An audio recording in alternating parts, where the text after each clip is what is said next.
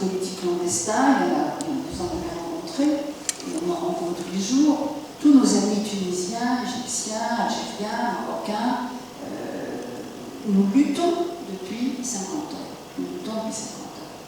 On a été un peu, je dirais, paralysés, n'est-ce pas, par une idéologie paralysante. C'est-à-dire qu'en tant qu'Algérienne, j'ai écouté Paco Ibáñez avec beaucoup d'émotion et presque des larmes, je dirais, parce que Paco Ibáñez a bercé mes premières années d'Algérienne indépendante, n'est-ce pas?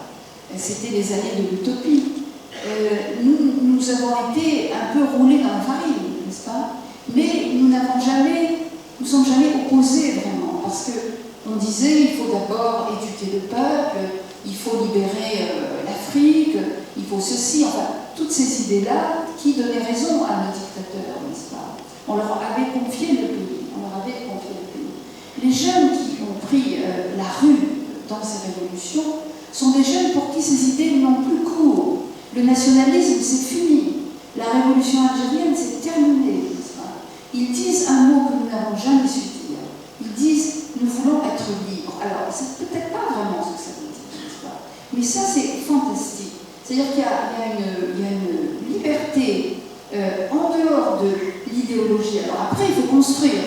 On ne peut pas laisser cette liberté comme ça. D'ailleurs, ce qui explique la révolution tunisienne, c'était la rencontre magique entre ce désir de liberté et ceux qui ont fait de la résistance pendant 50 ans.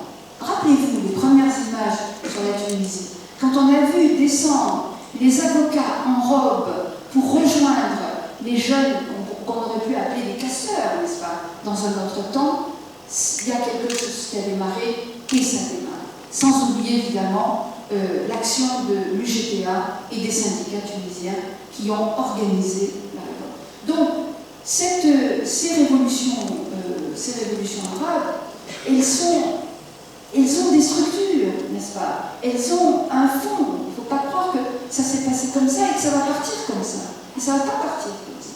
Mais bien évidemment, quand on a un jour interrogé sur les massacres qu'il y a eu au lendemain de l'indépendance de l'Algérie, comment voulez-vous finir une guerre qui a duré 7 ans, qui a été dramatique, 130 ans de colonisation, 50, et une guerre qui était vraiment dramatique, où des Algériens ont tué des Algériens et des Français ont tué des Algériens.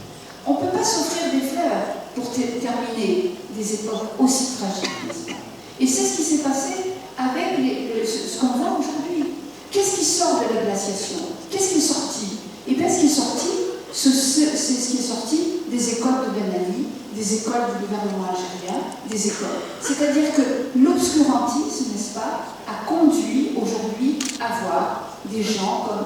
Voyez-vous, quand je vois par exemple Ranouchi, qui est le leader des frères musulmans, caresser la tête d'une petite fille de 5 ans qui est voilée, j'ai des frissons. Parce que ça n'a rien à voir avec l'islam. C'est vraiment de la barbarie de vouloir voiler les enfants, n'est-ce pas? Et ça, c'est une chose qui est pour moi, en tant que femme algérienne, dont l'histoire est le voile, parce que vous me voyez comme ça, mais moi, mon histoire, c'est le voile. C'est l'histoire du dévoilement. Mon histoire, c'est l'histoire du dévoilement. Nous nous sommes battus, n'est-ce pas, pour ça? Nous nous sommes battus pour ça. Mais voilà, les dictatures qui étaient dans tous ces pays-là avaient partie liée avec les islamistes, avec les partis religieux. On ne peut pas comprendre Moubarak sans les frères musulmans. Il y avait des pactes. C'était des pactes occultes, des pactes secrets. Mais ils se tenaient les uns les autres, n'est-ce pas? Ils se tenaient les uns les autres. Alors bien évidemment, malheureusement, parce que la question que je posais à mes amis tunisiens, la vraie question c'est, est-ce que la démocratie produit de la démocratie? Je ne peux pas vous répondre à cette question. On ne peut pas dire que la démocratie va produire de la démocratie. C'est à nous à la construire aujourd'hui. C'est à nous à la construire. Mais évidemment, la laïcité, par exemple. La laïcité, c'est l'enjeu fondamental. Et la laïcité, ce n'est pas une pratique juridique qui me permet de séparer l'État de la religion. C'est pas ça. La laïcité, c'est la liberté de conscience. Si aujourd'hui, les croyants de l'islam n'arrivent pas à atteindre la liberté de conscience, eh bien, aujourd'hui, nous ratons le rendez-vous historique que nous avons créé.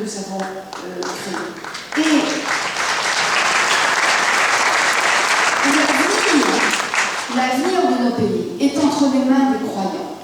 S'ils n'arrivent pas, s'ils ne nous disent pas qu'on peut avoir une conscience libre et croire en Dieu, alors c'est la fin, pas seulement des pays, mais de l'islam.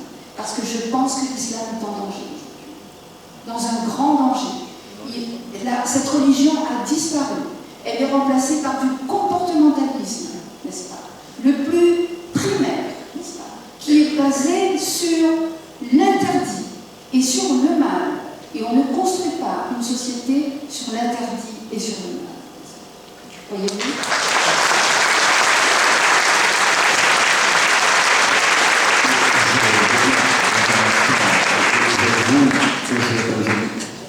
En essayant toujours de construire un pas de plus encore, Stéphane Essel, vous en appelez, vous nous rappelez tout d'abord, vous l'avez fait, que la déclaration était un programme. Il faut s'y atteler. Vous nous rappeliez régulièrement aussi qu'il y a sans doute encore de nouveaux droits universels à couler, en quelque sorte, à mettre en pratique aussi. Comment? La démocratie participative, c'est un mot que l'on a souvent à la bouche, mais c'est aussi, en règle générale, ce que tous les pouvoirs constitués craignent le plus. La démocratie représentative n'est pas la démocratie participative à tout moment. Alors comment est-ce qu'on passe par l'action et qui peut le faire et dans quelle forme pour que se construise la vie de la démocratie et pas du hasard ou de la dérive? Je pense que la démocratie est quelque chose de beaucoup plus important et fondamental que nous ne sommes disposés à le croire. Pour nous, nous appelons démocratie toutes sortes d'États qui ont des élections, qui ont des parlements. Il y a par exemple un petit État au Proche-Orient qui s'appelle Israël, qui se prétend une démocratie parce qu'il y a des élections pour la Knesset. Et quand on voit comment cet État agit vis-à-vis d'une partie de sa population et vis-à-vis de ses voisins, on ne peut pas dire que ce n'est pas démocratique. Et nous avons beaucoup de démocraties qui se disent démocratie parce que institutionnellement, elles ont quelque chose. Et chaque fois qu'il y a élection quelque part, on dit ah, voilà, dans un pays africain, élection, donc démocratie. En réalité, que signifie profondément le mot démocratie?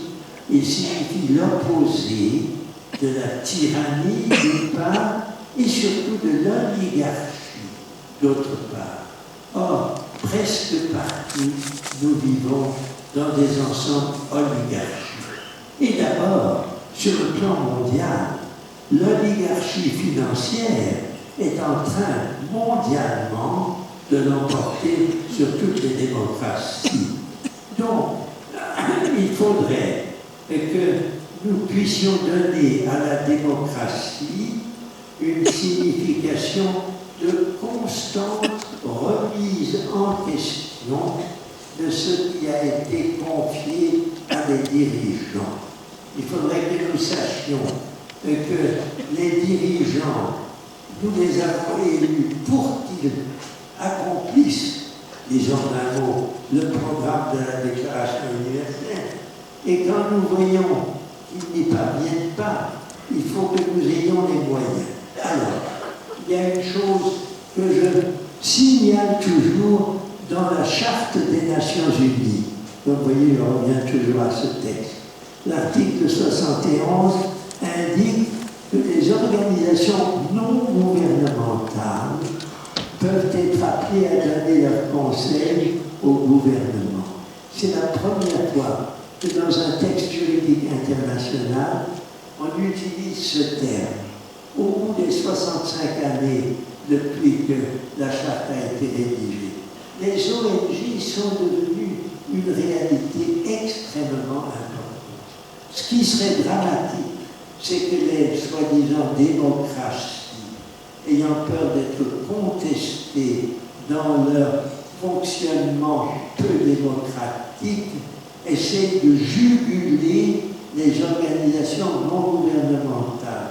C'est au contraire les citoyennes et les citoyens, dans leurs actions, par le canal de ces organisations, qui peuvent faire de la démocratie autre chose que la seule démocratie représentative, avec ses longs moments où personne véritablement ne les conteste.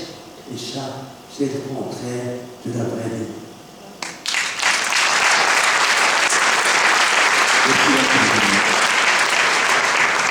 Vous avez parlé du regard que vous nous invitez à porter sur la réalité de ce qui se déroule pour l'instant sur notre île. Inversons, si vous voulez bien, un petit peu le regard. Quel regard, vous, en tant qu'Algérienne, en tant que connaisseuse des deux rives, jetez-vous sur la rive nord, sur ce qui se passe dans ce qu'on appelle en général le nord-occident, la crise qui frappe, la crise financière, profondément crise des valeurs, peut déboucher aussi sur beaucoup d'inconnus. Comment est-ce qu'on passe, voilà, non seulement à refuser la confiscation du pouvoir et à de nouveaux droits, à faire émerger de nouveaux droits, à l'heure où, je le rappelle, la crise engendre beaucoup de repli, de crainte, d'individualisme. J'allais le faire justement. On parlait de vous. D'abord, je dois vous dire que quand j'écoutais Pierre Galland, j'avoue que j'étais jalouse. J'étais jalouse parce qu'il a raconté comme ça une grande histoire à travers la laïcité, en utilisant la laïcité. Et ça, c'est formidable. Et moi, je ne pense pas qu'il y ait un modèle idéal de démocratie. Mais je crois qu'en Europe, il y a la démocratie. En Belgique, il y a la démocratie. En France, il y a de la démocratie. Quand je parle des femmes et qu'on me dit oui, mais c'est partout pareil, non. Le patriarcat dans un régime démocratique, ce n'est pas le patriarcat islamique. Le patriarcat que moi j'ai connu, n'est-ce pas, il y a 50 ans, c'est-à-dire dans une famille musulmane, ouverte sur le monde, comprenant l'exigence de la modernité pour les membres de la famille, c'était un patriarcat, mais ce n'était pas un patriarcat islamique. Moi, quand on m'empêchait de sortir, on ne disait pas c'est Dieu qui ne veut pas. On me disait dans notre famille, les filles ne sortent pas. Alors après, on pouvait négocier avec le père, la mère, mais allez négocier avec Dieu. C'est ça le problème, n'est-ce pas? Alors on ne peut pas. Je pense que ne pas reconnaître les progrès qu'on fait, ne pas reconnaître les différences entre les régimes, n'est-ce pas? C'est peut-être aussi mettre un frein à l'action. Parce qu'à ce moment-là, pourquoi lutter s'il n'y a pas de démocratie en France? Pourquoi voulez-vous qu'on lutte?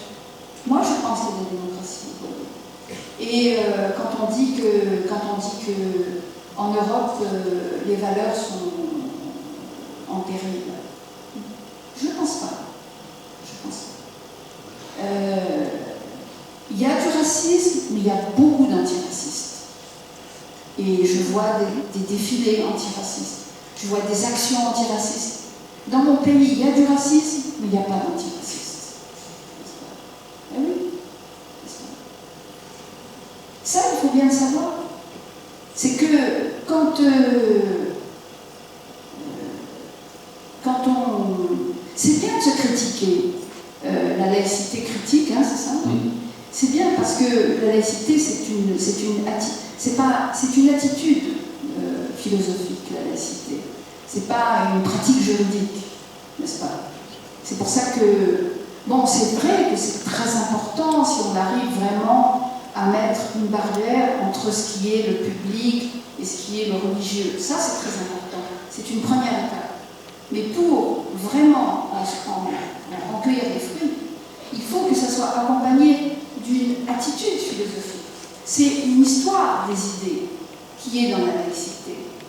Aujourd'hui, la laïcité en Europe, ça n'a plus beaucoup de sens. Pourquoi? Parce que vous vivez dans un monde désacralisé, n'est-ce pas? Nous vivons dans un monde sacralisé. Et ce monde sacralisé, c'est la grande différence. S'il y a une différence culturelle entre vous et nous, c'est que nous vivons dans un monde sacralisé, où tout est sacralisé. Et la hiérarchie entre les sexes, c'est sacré. Ça fait partie de la création de Dieu. Imaginez avec quel effarement les télévisions, les familles dans ces pays-là voient un mariage entre hommes. Parce que c'est l'acte de la création. Hein? Vous voyez, on en est là. On en est là. Et ça, c'est toute la tension dans laquelle nous vivons aujourd'hui. C'est-à-dire que nous vivons dans un monde où tout est sacré et qui est aujourd'hui alourdi par un comportementalisme religieux qui ne vient pas du ciel. Ne croyez pas que la religion vient du ciel.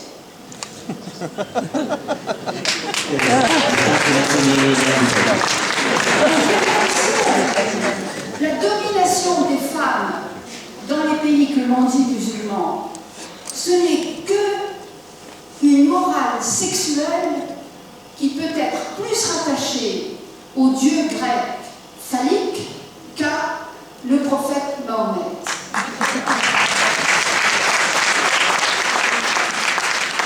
Je vais essayer en reprenant les thèmes qui ont été évoqués aujourd'hui dans les différents ateliers, il y en a un qui est corrélé, je pense, avec tout ce que nous venons de dire, c'est l'éducation. Parce que l'autre mot autour duquel on tourne, que ce soit l'acquisition de la liberté, que ce soit sa défense, que ce soit la création de nouveaux droits, c'est aussi l'émancipation, éducation. On en demande beaucoup à l'éducation aujourd'hui. Oui, je pense que commençons à prendre conscience, j'espère que ce n'est pas trop tard, du fait que nos sociétés mondialisées d'ailleurs, interdépendantes comme elles n'ont jamais été, se trouvent à un seuil. À un seuil où on peut dire, si ça continue comme ça, c'est foutu. Ça, c'est assez clair. Il y a heureusement, même parmi les jeunes générations, beaucoup qui le comprennent. Si on continue comme ça, à détruire la planète, à enrichir les uns et appauvrir les autres, ça ne peut pas continuer. Ceux qui disent, ce qui me fait toujours rigoler parce que ça ne veut rien dire, que pour que les 7 milliards d'hommes vivent tous comme vivent les Américains, il faudrait 5 planètes. Je ne sais pas comment on veut prendre ces 5 planètes, mais en tout cas, ça veut dire que ce n'est pas possible. Donc, devant ce besoin de poser le problème de la survie de l'espèce humaine sur cette planète, avec de nouveaux principes fondateurs, c'est une nécessité. Le jour où on l'aura vraiment compris, on n'en est pas encore là, mais ça peut venir, nous serons peut-être prêts à faire ce que Edgar Morin appelle dans ses textes une métamorphose, c'est-à-dire le passage d'une humanité faite de cupidité, de rivalité, de concurrence, de compétition, de moi je suis plus fort et toi tu es le plus faible, etc., à une humanité différente, respect des uns pour les autres, souci de comprendre la position de l'autre, d'avoir avec lui des relations harmonieuses pour arriver à cela. Peut-être demain sera une nécessité de survie pour nous. Il est évident que c'est l'éducation qui peut seule apporter véritablement ce changement. Or, Nous savons, et pas seulement depuis Pierre Bourdieu, mais depuis tous ceux qui ont réfléchi sur l'éducation, qu'elle risque toujours d'être la transmission aux jeunes de ce qu'ont vécu les vieux, et par conséquent une continuité dans les principes qu'il faudrait changer. Rilke a dit une fois, en regardant un torse antique, il a dit: je regarde ça, et qu'est-ce que ça me dit? Ça me dit: tu dois changer ta vie. Et un philosophe allemand que j'aime beaucoup, qui s'appelle Peter Sloterdijk, a donné ces mots comme titre à l'un de ses livres. Oui, il faut que l'éducation nous amène pardon. Oh, la gorge d'un vieux, c'est affreux. Nous amène à véritablement reconsidérer fondamentalement comment nous pouvons.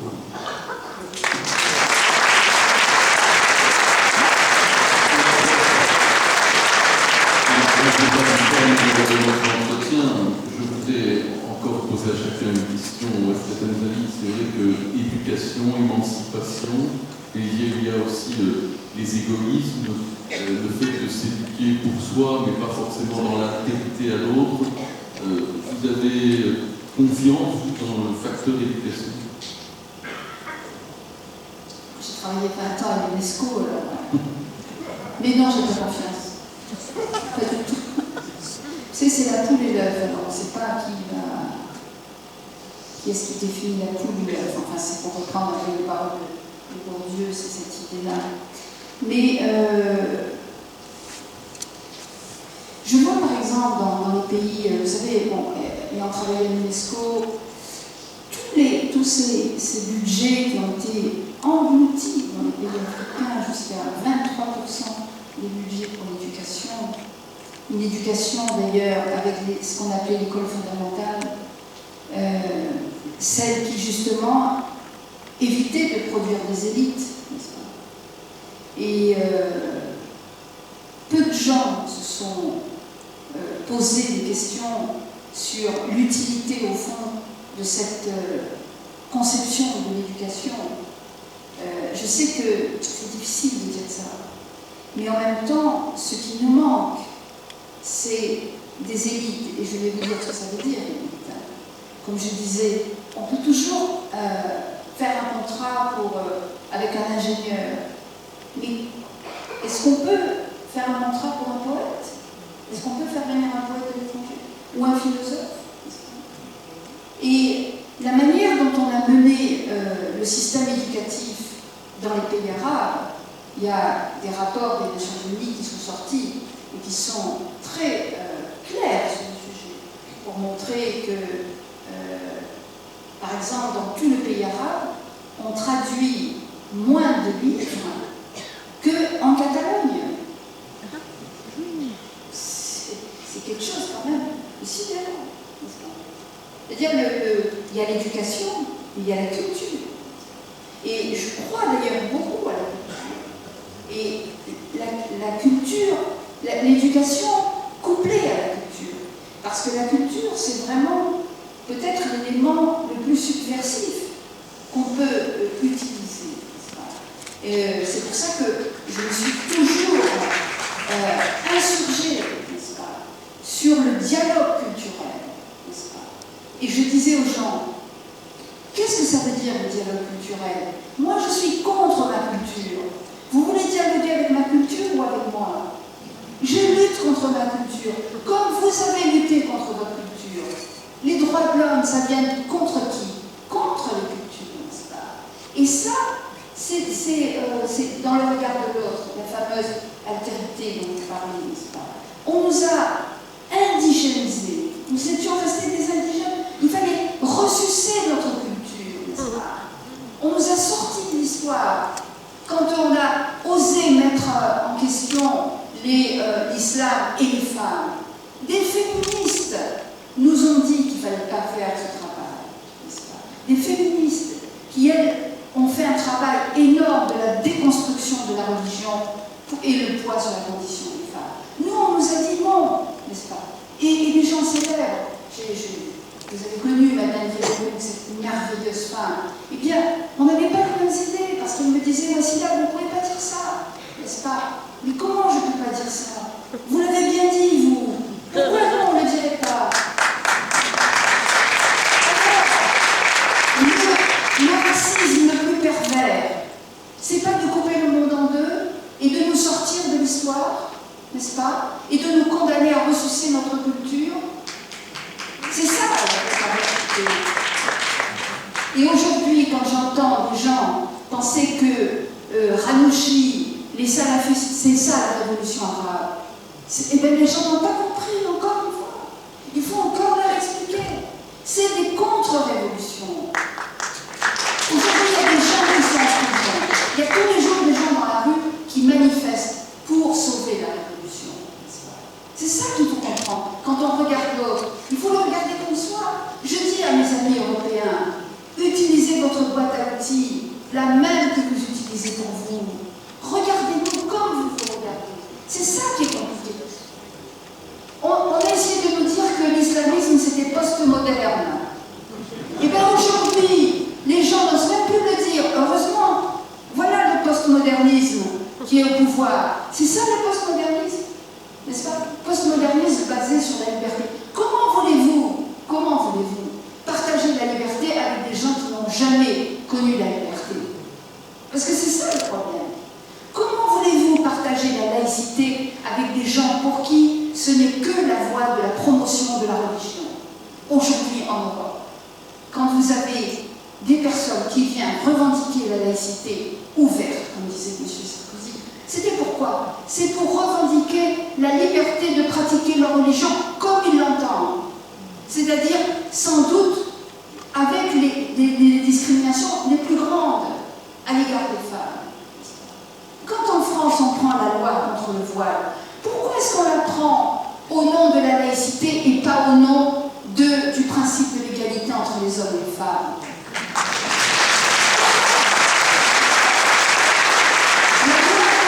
La loi contre le voile. J'ai été auditionnée à la commission de Bré. Je leur ai dit. J'ai l'impression de discuter dans le cadre de la Constitution algérienne et pas dans le cadre de la Constitution française. Est-ce que vous allez devenir des talibs?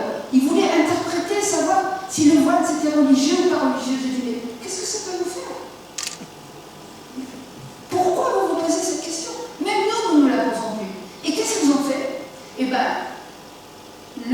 les Français ont fait une fatwa en décidant que le voile était religieux. C'est une fatwa.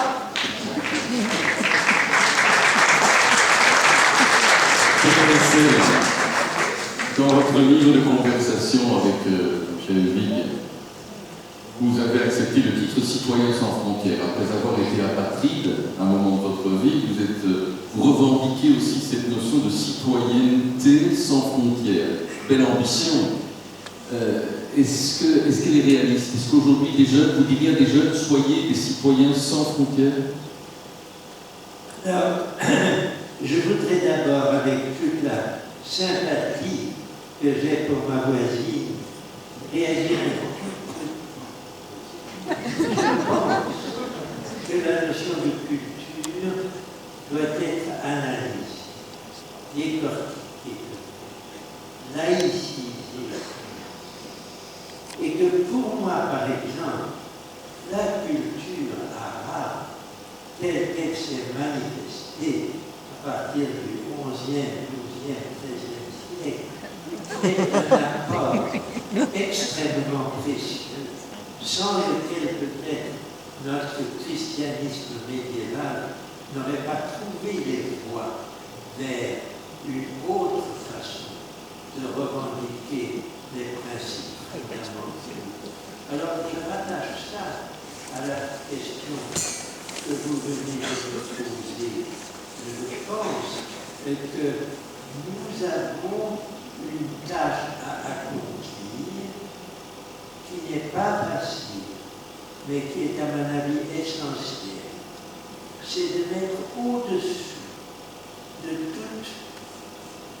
toute réalité culturelle des uns ou des autres quelque chose de plus fondamentale qui est les droits de l'homme, qui est les principes fondamentaux de l'humanité. Et que s'il y a divergence entre ces principes fondamentaux, justifiés ou revendiqués au nom d'une religion, d'une nation, d'une culture particulière, il faut être en effet aussi vigoureux que ma voisine, bravo, mais en même temps, nous vivons dans un monde où s'est accumulé depuis quelques 20 années une haine de l'Occident, qui est quelque chose de grave. L'Occident, parce qu'il s'est montré très agressif, très dominateur, a accumulé de la part, disons en gros, du Sud, et une haine qui devient de plus en plus forte au fur et à mesure que l'écart entre la richesse des uns et le désarroi des autres s'augmente. Et là, il y a quelque chose qui a donné lieu finalement au terrorisme, ou en tout cas qui a justifié pour certains le terrorisme. Et là, il y a quelque chose de très grave contre lequel nous devons réagir par un certain respect pour la multiplicité et la diversité des cultures. Alors, c'est là que je crois qu'il y a dans la jeune génération, et ça me réconforte, des gens pour qui racisme, haine de l'autre n'est pas une donnée de base, et qui, grâce à une éducation intelligente, pourraient devenir des humains de qualité supérieure. C'est à quoi j'aspire.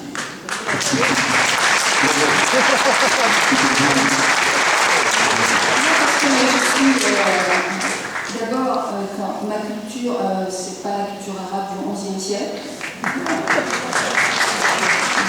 C'est fini, c'est dépassé. C'est vraiment dépassé.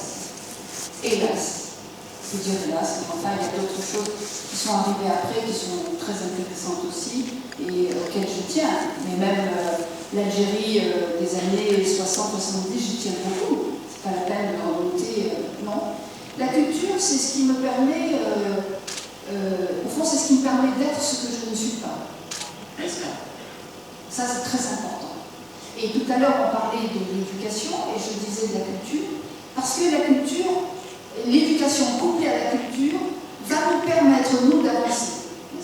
Parce qu'aujourd'hui, je vous disais tout à l'heure, nous n'avons pas d'élite, nous sommes en train de... Nous devons absolument inventer des modèles. Comment voulez-vous inventer vos modèles si nous sommes en permanence tournés vers des modèles qui sont passés, des stéréotypes? Ce dont nous avons hérité de la colonisation, c'est un épouvantail orientaliste. Hein? Voulez-vous que j'efface ma culture, cet épouvantail orientaliste? Je suis dans le siècle, n'est-ce pas? Et je me bats pour le siècle. Et pour le progrès. Moi, je pense aux petites filles. Je pense aux petites filles de 5 ans, aux petites filles de 10 ans. J'ai eu une enfance heureuse parce qu'à un moment donné, ces pays-là étaient branchés sur ce mouvement de renaissance qu'ont connu les pays colonisés, et les premières années de l'indépendance étaient absolument formidables, n'est-ce pas? Si on n'avait pas voulu nous coller cette vieille culture qu'on a été chercher au XIe siècle, n'est-ce pas, pour nous empêcher d'essayer de devenir ce que nous ne savions pas, ce que nous étions. Imaginez la richesse de l'Algérie, avec tous ces peuples qui se sont rencontrés, avec il faut bien le reconnaître aussi, cette éducation que les Français ont laissée derrière. Et c'est très important, parce que l'éducation française, en même temps qu'elle nous opprimait, elle nous a permis de nous libérer d'elle-même. Ça, c'est fondamental. C'est fondamental.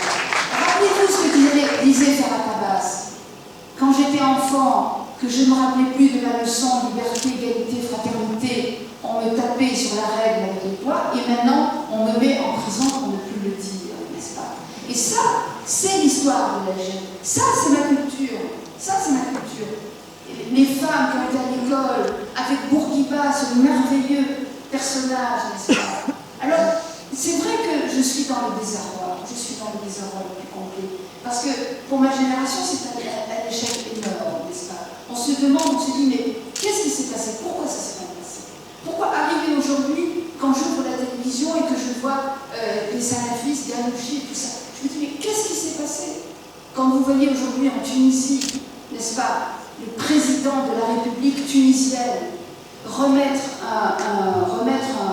une médaille à une femme qui porte le niqab tout noir, vous vous dites, mais est-ce qu'on rêve? Est-ce qu'on rêve? Alors qu'en 1956, Bourguiba était dans les rues pour appeler les femmes à se dévoiler, et elles se sont dévoilées volontairement, parce que c'est un signe de liberté, n'est-ce pas? C'est un signe de liberté. C'est ça notre culture, monsieur Essel. C'est ça ma culture. C'est pas Omar Khayyam, que j'aime beaucoup, mais j'aime aussi Federico Garcia Lorca. N'est-ce pas? La culture, c'est universel. Et nous, mais oui, mais bien sûr c'est universel. Mais bien sûr c'est universel. Mais oui, c'est universel. La culture, quand elle m'entrine, il faut s'en libérer.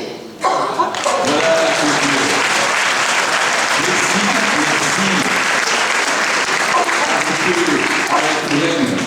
La laïcité, c'est aussi une culture du débat, de l'insoumission, de l'insurrection quand il le faut, de l'échange, pas forcément non plus d'ailleurs d'un accord qui résonnerait un peu stérile, heureusement.